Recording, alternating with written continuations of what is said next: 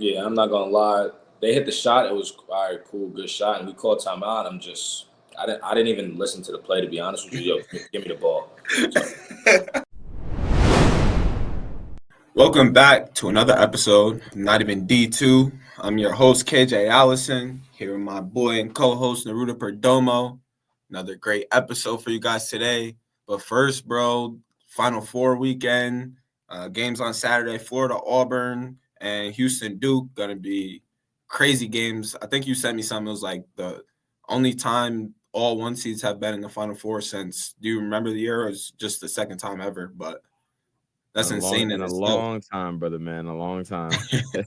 But just tell me your predictions, bro, because we started this episode with Trey talking about our predictions. So just talk to me about who you got in the Final Four.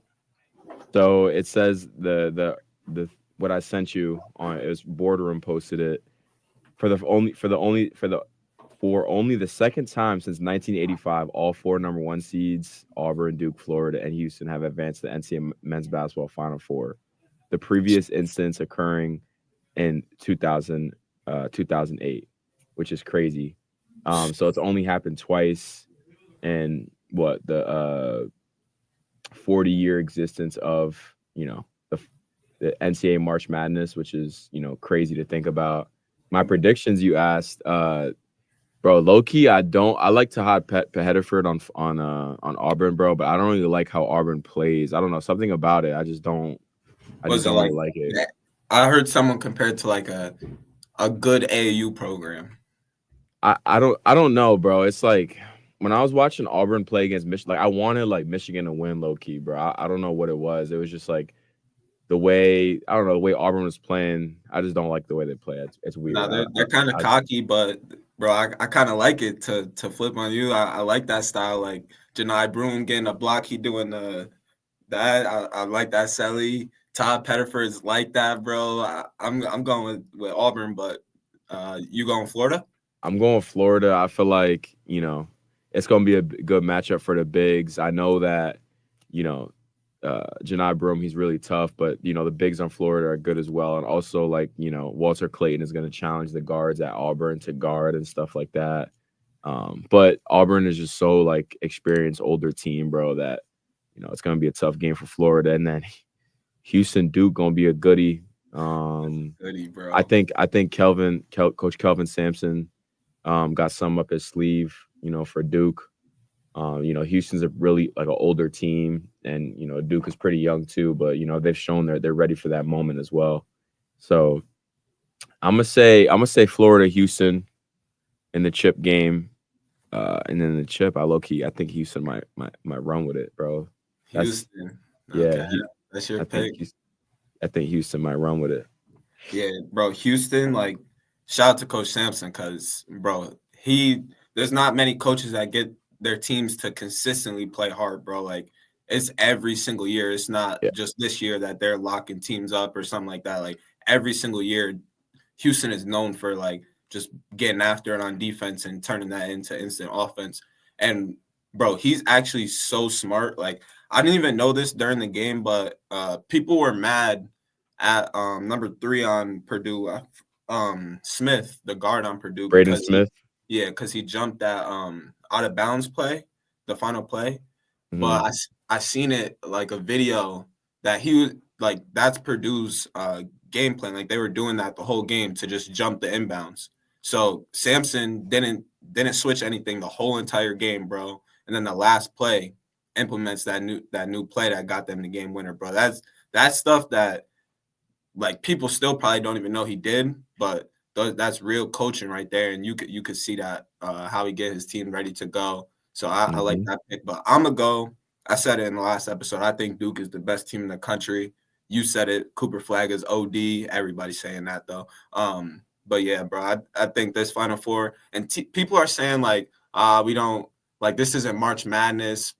Any basketball fan, like, you want to see the best teams, the best players, the best coaches on Yeah. that platform, bro. I don't care to see an 11 seed just for the storyline. I want to see Cooper Flag going against a number 1 seed. I want to see Walter Clayton going against the number 1 seed. Like, that is like casuals probably want to see the storyline of March Madness, but real basketball fans, you definitely want to see the best teams. Bro, the hoops have been crazy, bro. I'm pretty sure it might have been the Michigan Auburn game, bro. It was like, bro, these guys are just hitting shots, bro. It's just like when they need like a clutch shot or like a clutch stop. Not even stop, bro. We just need like a clutch bucket, three floater, like tough take, bro. They just get it done, bro. They get it done. And it's like it's just crazy, like a chess match I'm watching out there. Like that Walter Clayton shot at the end, bro. He Mhm. caught it at like inside the paint, took a few dribbles and fading back, bro. Like, yo, They the art dribbled of it in. basketball is just continuing to expand. And Yeah. old heads don't want to hear that the game is better, but bro, it's literally right in front of you. Like people who got mad at people were mad at Braun for saying Giannis would score like 250 in the 70s, bro. There's no argument. Like nobody in the 70s can even think about what Giannis is doing. But bro, that those are good predictions, but we got to talk about today's episode. We got Trey Alexander. Trey, one of them ones, bro. I'm looking at it. It says he's 5'10", bro. He might be a little shorter than that, but NE10 Player of the Year this past year, which is crazy, playing D2. Started his career at St. Rose. I feel like this kind of when I heard about him just being from Albany, knowing that he was like kind of having a good year as a freshman at St. Rose. Spent 2 years there, then went to Florida Southern. Crazy jump from Albany to Florida. Had a good year there, and then spent the last 2 years playing at Pace back in the NE10, bro, and like dominated first team last year, and then this past year that just concluded NE10 Player of the Year, first ever Pace University player to accomplish that. But I mean, bro, we had a really good conversation. Like he was saying after the episode, like, y'all got my number, let's chop it up whenever. It was good vibes. So just talk to me about this episode, gang. Yeah, definitely a great episode, bro. And you're 100% right. He was like, yo, y'all got I really like doing this. Y'all got a good thing going. Let's do it again, And it's cool. It's cool to create that type of vibe, bro, honestly, where we're just, it's just me, because me and you will talk just like we are now on the phone outside this pod stuff, you know what I mean? And just chop it up. And even when, I'm around your friends or you're around mine or we're around each other's families, like it's kind of the same vibe. We're just like having conversations and just, including people in our space. And I think that's what we did with Trey. We just kind of, talked about his journey. And his journey is a great one, bro. Like you said, he started at St. Rose where, they weren't really the best NE10 program in the country. I mean, best Division II program in the country, not the best in the NE10. But Trey was like a bright spot for them, bro. Like I mentioned Hagen a lot through this episode, Hagen Foley, basketball player here at Utica. And, that's my boy. And we were in Florida. I had told them that we're going to, plan to interview Trey. And I think I had mentioned this in the episode, how like Hagen was talking highly about him, but he really was, bro. Like he was like, yo, Trey, like my freshman year had a big impact on me. And he was a freshman just like me. Like he was our best player. He was the coach. He was the athletic trainer. he was all of it for our program, bro. And he really like, getting us in the gym early, getting up shots, you know what I'm saying? Just being, who Trey is really affected Hagen. And I wanted to make sure Trey heard that, bro, because Hagen is now doing big things in college, or just finished up doing big things in college basketball. You know what I mean? So great episode, bro. Trey had a great career at all three spots. You know what I mean? He's a winner, bro. And I could really see him being a great head coach too in the future, bro. Honestly, I gotta make sure we stay tapped in with him, bro. Bro, try and get on Trey's staff. Nah, But word. nah, what you said, like a lot of what makes Trey great, like I don't know him like that, but I'm assuming like as a person, as a hooper, he just is natural. Like he said that a lot in the episode. Like he's letting the game come to him. He's not switching how he acts in front of anybody. Like it's just always going to be Trey Alexander, bro. And looking at his stats, bro, like averaging 16 and almost 9 assists, bro. That is crazy. Like he really dominated in the NE10. And as a small guard, like you have to be able to do everything on the court. And that's what he was doing, bro. Like definitely deserved NE10 Player of the Year. I don't think there was any argument, but if there is, he definitely proved that he was the NE10 Player of the Year. But it was a really good conversation. We talked about a lot with bro, growing up in Long Island. I'm still not jacking it over upstate New York. Committing to different colleges, what the reasons for those were. And then now, like, what the future of Trey is, like you said, head coaching. He has a bright future regardless of what path he chooses. So Yeah, definitely a good episode. Make sure to subscribe, like this episode. Go follow us at Not Even D2. We appreciate all the support. And let's hear from Trey Alexander.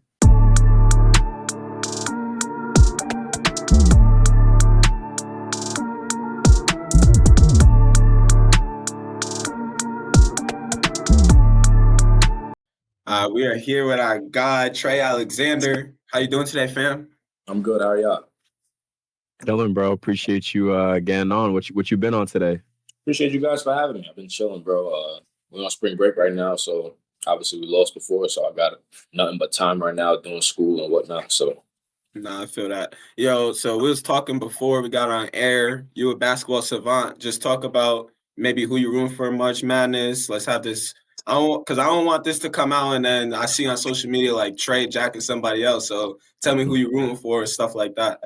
I'm gonna be honest with you right now. I don't root for nobody, but my bracket, I do have Houston or Florida winning. So I'm gonna go with one of the two. Is one of them, but probably Houston.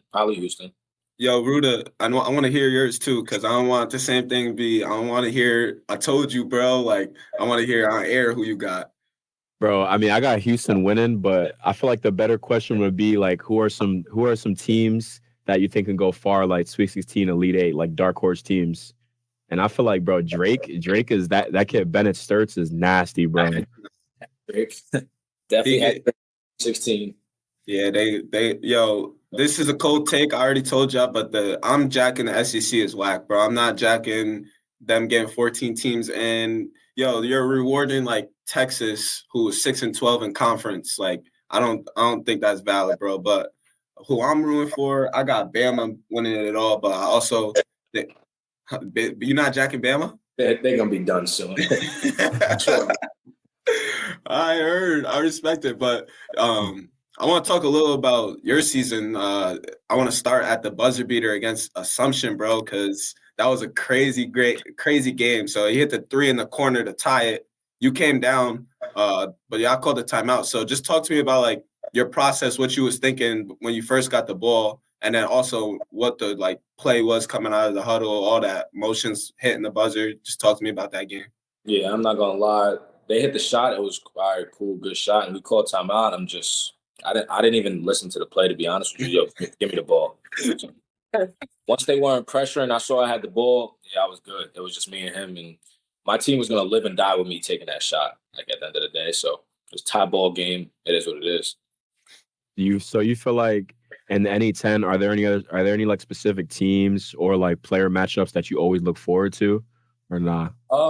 I think that's the beauty about the NE10. Like, there's no days off. There's no games where it's like, oh, just a couple. Like every game, I got to get up for and get in battle. So, like for me personally, my last year, it wasn't no specific matchup or team that I wanted to play. I just wanted everybody. Like I had to play everybody because it's my last year. There's no other way to go out. So I had to get that kind of thing from everybody.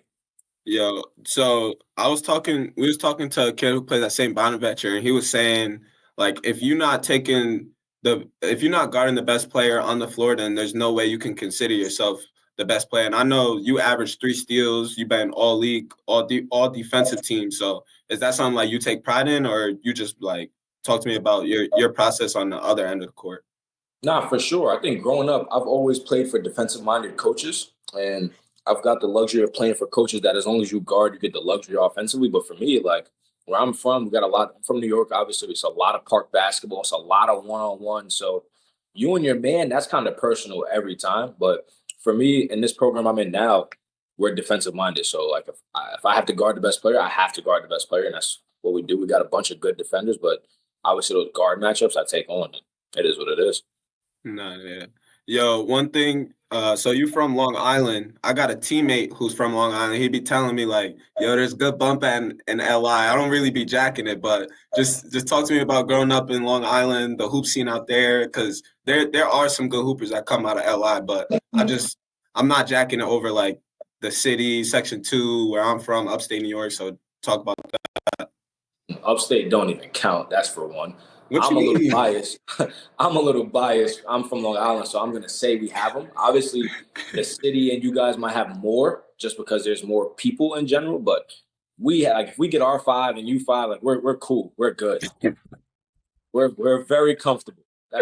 We're very comfortable. Like, at the end of the day, because we go out there to play. Like, we have to go to the city for AAU or whatever it is. So we go out there to play. But obviously, it's died down just a little bit nowadays. But back then, it was the same thing at wherever you go. You got to play everybody. You see the same faces. Everybody know each other. So it get like that for sure.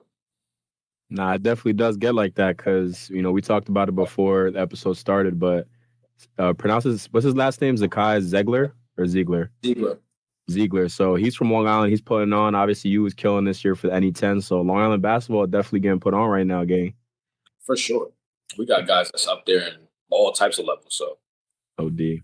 I wanted to bring something up real quick, bro. This is kind of like straying away from the questions, but you talked about how like you were in the huddle and that like you knew you were about to shoot that last shot. Like there was whatever coach drew up, like, nah, I'm shooting it. And I was talking to one of my teammates, like Hagen. He played with you at St. Rose, and he told me like basically like his freshman year, like your freshman year, you were the team, you were the leader, you were the coach, you were the everything for St. Rose back then, right? And it was especially impressive just to hear that because like you're coming in as a young player and like basically leading that group, calling the plays. And St. Rose at the time, I mean, they closed down. They weren't really like doing much, but you put the team on your back. So I'm kind of wondering where you got this like kind of mindset from of being like a leader, just real overall true PG. I want to hear that. Honestly, once again, growing up, it was always preached to me that in order for you to be a good player in general, but especially the point guard, you have to lead. So for me, that's the only thing that's on my mind 9 times out of 10, leading and taking care of the ball. So it was kind of natural for me. I'm an older brother. I'm the oldest brother. So like leading is just natural for me. I'm usually the only man in the house growing up most of the time. So like I have to lead and it just became natural. So when I got to basketball, I'm doing this for fun. Like this isn't my job. This is fun for me. So leading is just a part of it. That just happens naturally. And for me, going in, I didn't think of myself as a young guy. I felt like I was very prepared for college hoops, college culture, whatever it was. Like I felt like I was very prepared. I knew what type of school I was going to. Before I got there, they were 6-22 or something like that. And I went in there with the mindset, we're not having that again. We're turning this thing around. No. That's kind of really what it was. So it wasn't anything about, oh, I think I'm better than this person. I'm better than, it was just me trying to do what I can to make sure we get wins. Yeah, So, bro. I'm looking at the bios and your bio, I should say, and I see team captain. Yo, I don't care how good you are. Nothing. If I'm a senior, I'm not jacking a freshman being my team captain, bro. Bro, at the time we voted on captains. Yeah. I was voted for by our teammates. Like, yeah, that's wild. But I'm the point guard too. So at the end of the day, I got the ball in my hand. Naturally, we have to listen to each other, and I'm an alpha in a way. So like I don't change the way I am around anyone, no matter how old you are, young you are, whatever. I'm not changing the way I am. So for that, it was kind of natural. Like it just happened. They voted for me. bro. I mean, like I know for a fact, like you had an effect on Hagen. You know what I'm saying? Like Hagen now this year, second team all conference player for Utica, but he's told me like, bro, I used to be in the gym with Trey in the morning, 6 a.m. getting workouts with him. I would just guard him in practice, and he would fry me, but I would learn so much just by being around him. So you definitely had an effect on dudes, bro. I hope you know that. Yeah, I appreciate that. I talk to Hagen all the time nowadays too. Like I'm glad he got to go somewhere, hoop, and have a good years, plural. So I'm glad I could be a help for somebody. For sure, bro. For sure. I mean, you talk about leading the team. You were top 3 in the country, bro. Number 2 in assists per game, 8.7 per game. So you definitely leading the troops, bro. I'm not gonna lie.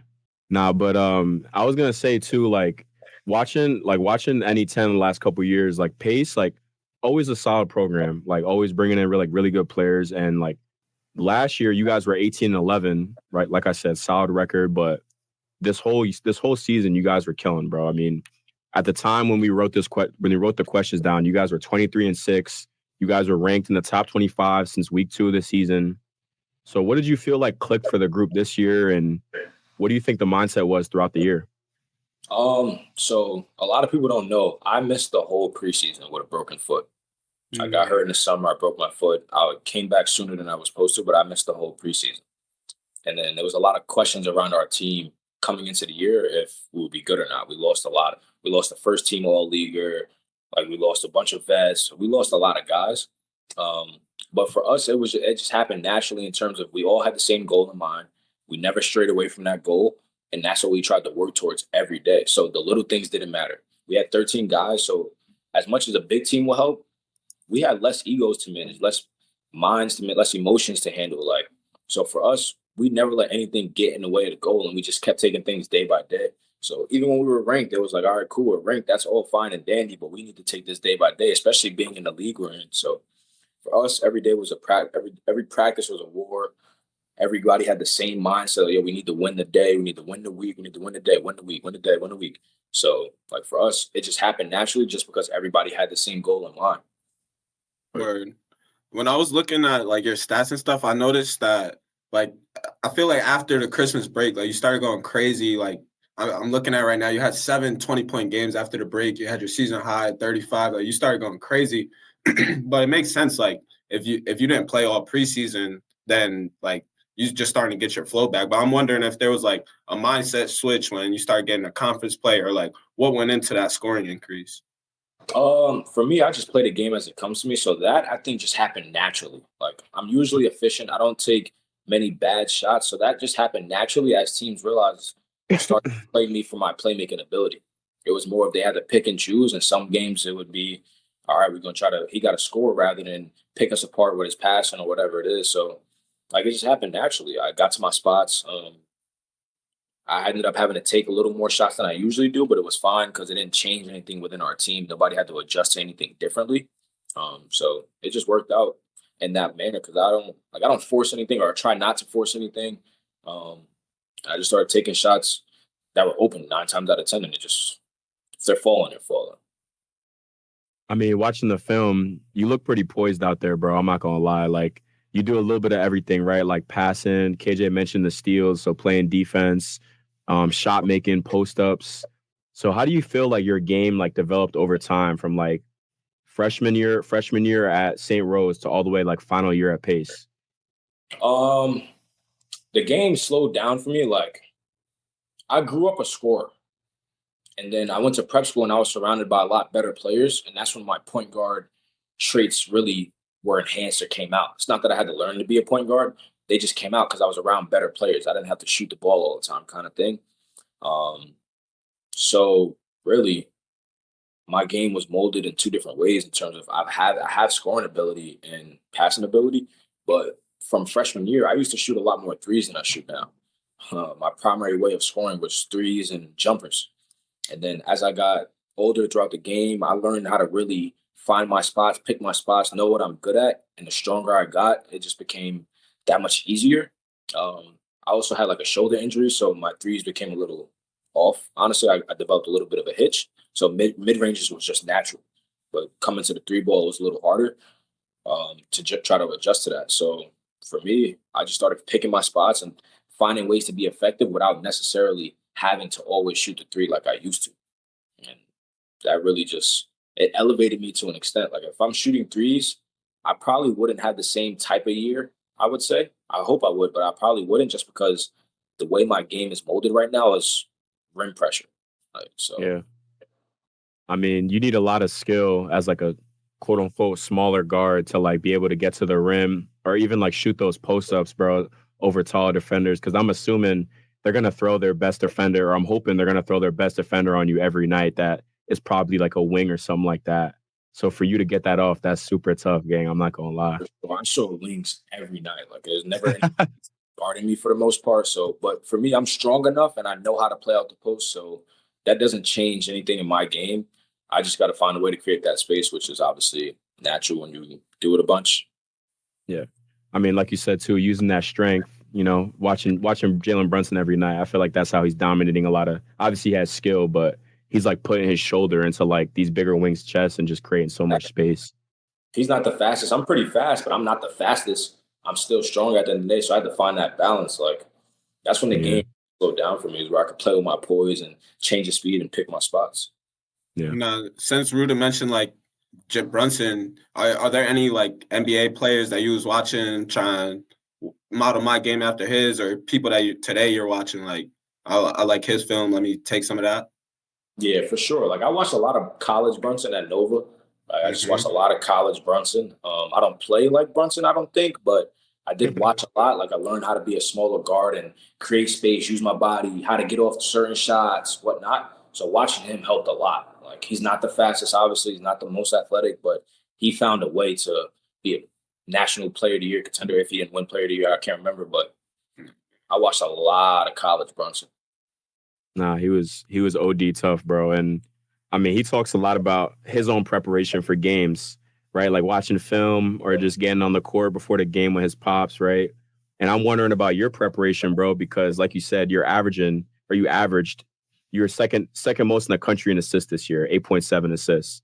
So what goes into your preparation, like film? Like I want to know about all that type of stuff. Definitely a lot of film, but I watch a lot of basketball outside of my own film. So I think that helps me too. Like I'm seeing different things that I might not see in a game, but if I so happen to see it in a game, it's going to be a natural reaction to it. Like, I mean, this year, like a lot of people tried to drop and go under. So that's when I started shooting more, like you mentioned before, because one of my best shots, if not my best, is my floater. I have pretty good touch and whatnot. So if I get to my floater, I'm good. So you're dropping it under, but we set low ball screens. So you're going under at the free throw line. I'll shoot a floater from the free throw line. It doesn't even have to be a jumper. So for me, like I had to navigate a couple different defenses and trying to find ways to get my teammates the ball, but also make the right reads at all times. And it's just like the more you play, the more you do. I've been playing since I was 4 years old, obviously. So the more you play and the more you see different things, different defenses, different people, you just start picking up on things and it just becomes natural. Word. One quick thing I want to talk about before we go to break, but I don't know if this is like a sensitive topic, but like you didn't have your like best game to go out against Stack. I was wondering if they were doing anything like special to you. You just didn't have it. Like what was going on that day? Nah. I mean, Stack plays a little differently. They're up tempo. They press all game. Obviously they key on you, but they don't do anything like the nine or anything like that. I just think the way we had to play that game, we got open shots before I even had to touch it or whatever it was. So it was just the nature of the game and how it was that day. Obviously, I could have did more, but it was just how that game was played that day. A lot of open threes or a lot of fast break layups, whatever it was. That's just how it was. Because I still had 10 assists at the end of the day when I did get the ball. Like I still found a way. I just didn't do enough scoring wise. So no, that makes sense. But stay with us while we take a quick break. We're back with Trey Alexander on the Not Even D2 pod. So, like, we talked about you went to St. Rose, now you're at Pace, but, like, you've had an interesting career kind of, like, you started at St. Rose, spent 2 years there, I believe, and then you went to Florida Southern, which is another D2 school, and they tough, and then now you're back in the NE10 playing for Pace the past 2 years. So just, like, tell the viewers a little about your college career, what the reasons were for like moving schools and maybe like what you learned about yourself in that process. Just tell the viewers a little about Trey Alexander. Honestly, going to St. Rose was one of the best things that happened to me because I got to be a young player and experience a lot. Like a lot of people don't get to play when they're young. So I got to play nearly the whole game and start on as a point guard in a great conference as a young kid. So like going there was perfect. Obviously, like this was before the portal was really the portal, but I left because I just wanted a little more culture. And it's no disrespect to anything at St. Rose or any coaches or anything at St. Rose. I just wanted a little more of a culture. And I don't think we were on the same page with that. So I decided to leave and go to Florida, which was another great move, I feel like. I have no regrets with anything I did in my career. So yeah. Who was reaching? Who were other schools that were reaching out to you in the portal, if you remember? I had visited Wofford. I had a couple like Niagara hit me up, Mac hit me up. You get a couple of D1s that'll hit you up. I don't think any of them officially offered me. After I committed, they had called back and I'm like, no, I'm committed. But I had a bunch of D2s from all over the country.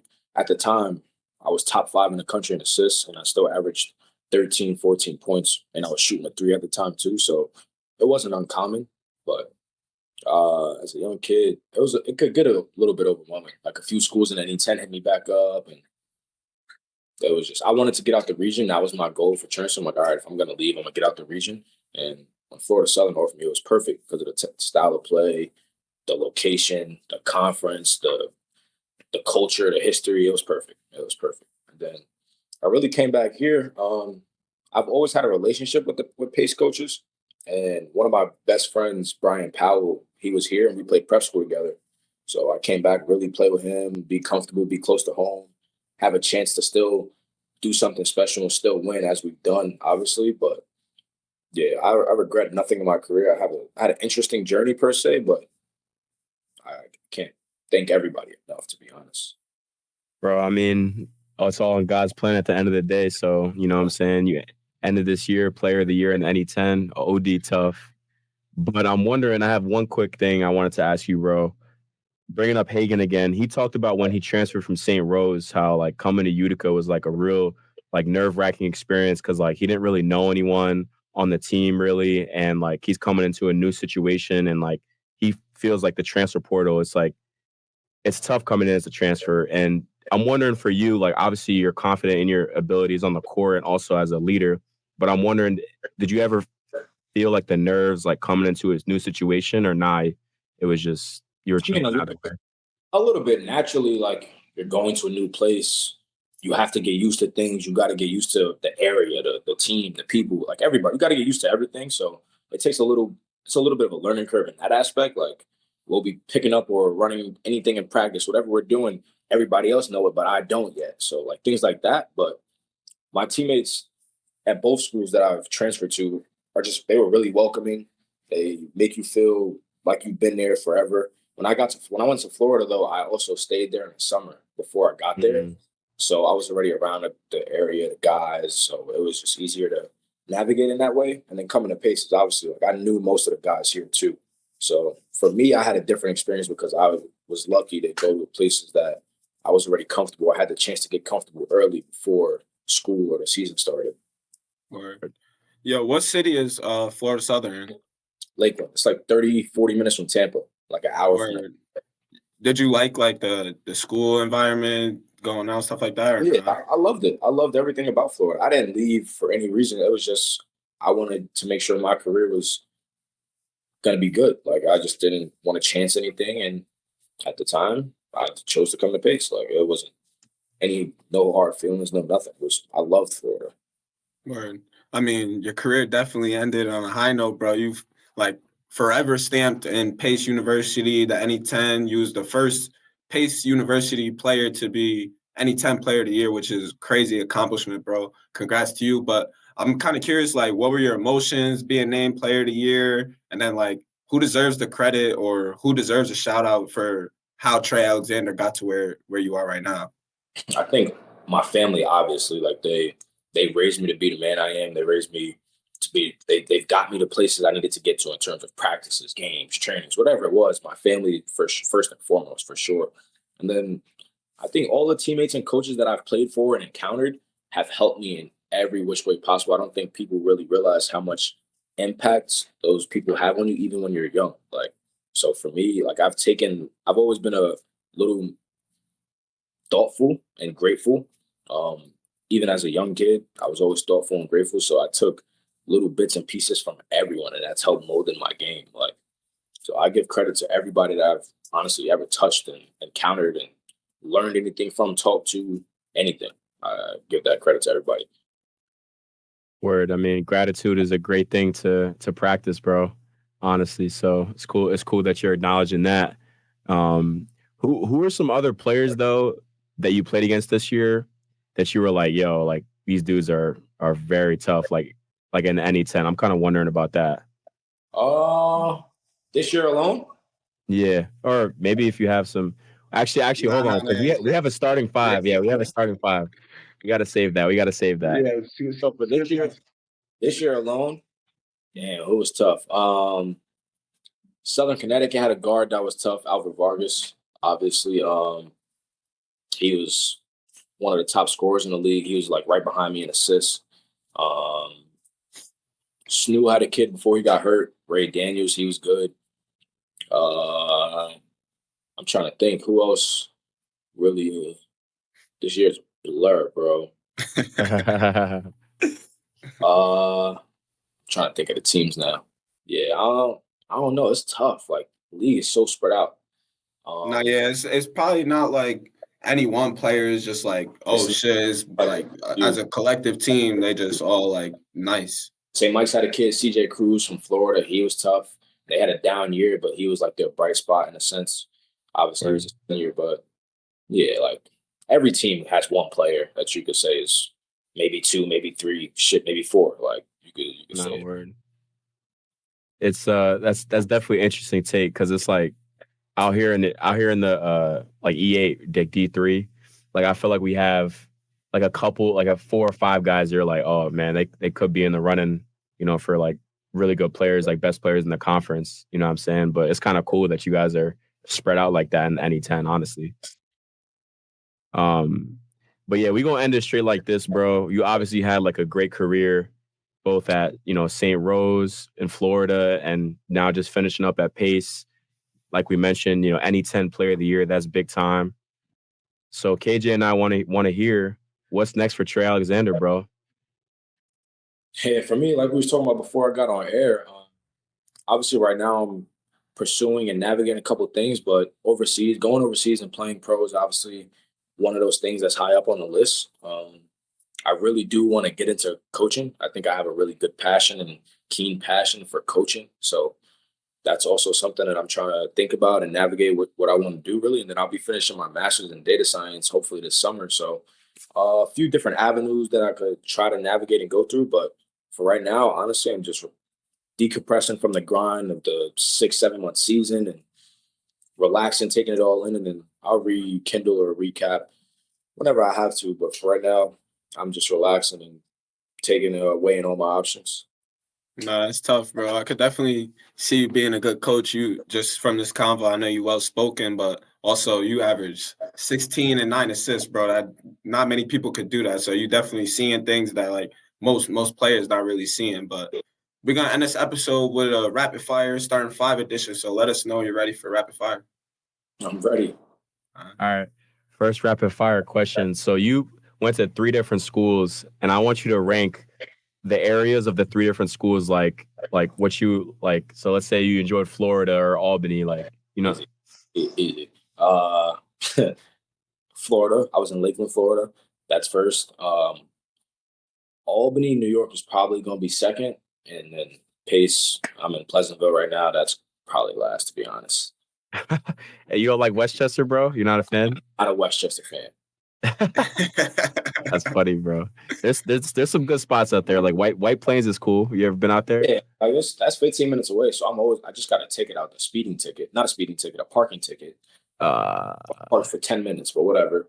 But upstate, once you go farther than Westchester, though, it gets real bad. So next. Damn, he throwing shade on Albany, gang. Nah, he is. I'm gonna just act like he didn't say that. All right, so next rapid fire question, bro. Like I said, you went to 3 different schools, so you've had a lot of different teammates, and I always like to, ask this question to our guests. Who are some of the funniest teammates that you ever played with? Yo, funniest? I'm sitting one right now. Christian Adams. His nickname is Chicken. That should just tell you how funny he is. Kid EJ Damberville, I played with in Florida. He's unnecessarily funny just because he's a goofball. Who did I play with in St. Rose? Nah, we didn't have any funny guys there. I think those 2 are probably top of my list right now. Like in just terms of funny, like they're definitely up there. Right. Last rapid fire question for you, bro. Who are some artists that you were listening to during the year? Like, what does a playlist look like from the NE10 Player of the Year? I'm not gonna lie. In the playoffs, I only listened to one song. It was Proud of Me with Friday and Meek Mill. Yo, that shit go crazy though. We went on a 4-hour bus ride, and that was the only song that played. I promise you, that's the only song I listened to for the past 4 weeks. Yo, there's no way you ain't get tired of it, bro. Promise you, that's the only song that played. Only song that played. Nah, I listen to a lot of Herbo. I'm a big R&B guy. I'm not gonna lie. So I listen to all classic R&B, but I listen to a lot of G Herbo. Obviously, Lil Durk, and then Sue Surf. He from Jersey. Sue Surf. Some surf tough.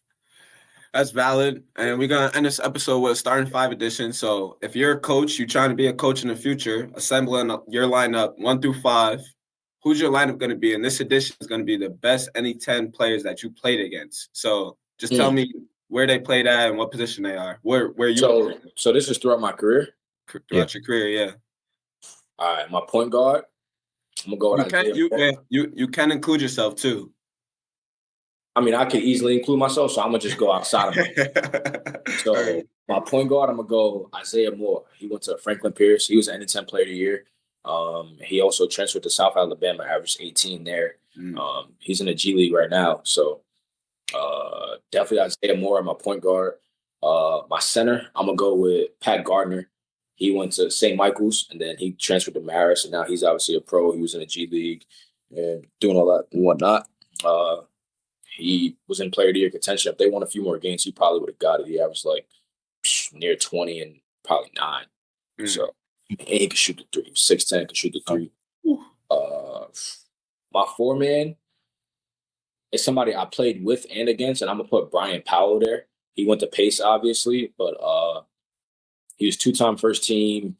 He was a second teamer at a point. Last year, he averaged 18 and 6, I think, with 3-4 assists.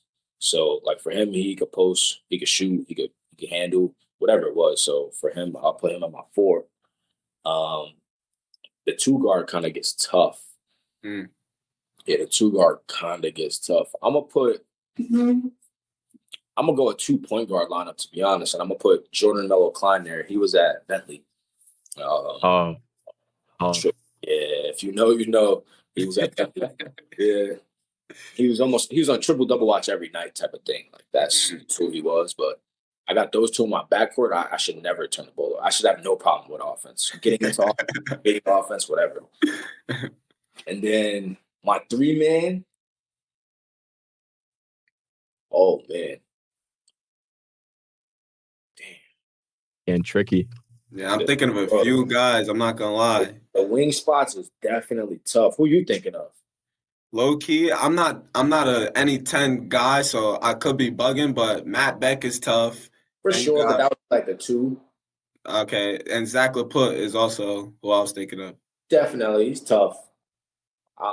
My construction of a team, no, I need something different. I'm not gonna lie.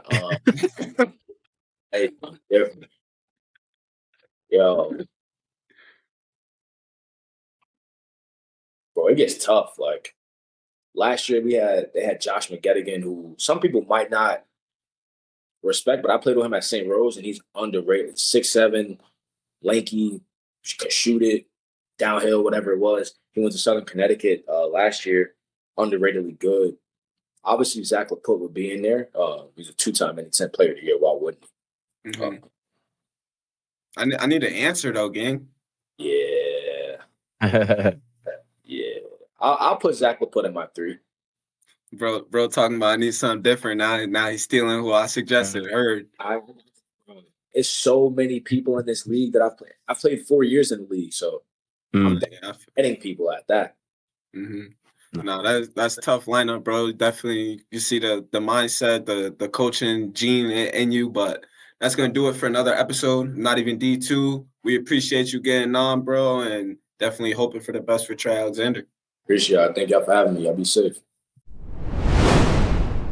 Thanks for tuning in to another episode of Not Even D2. Make sure you subscribe. Make sure you follow us on Instagram, Twitter. That's the best way to support the channel. And all episodes released on iHeartRadio, Pandora, Apple Podcasts, Spotify, wherever you listen to your podcasts. That's going to do it. And we'll see you next week on Thursday. Yo, bro, that was a fire episode. OD.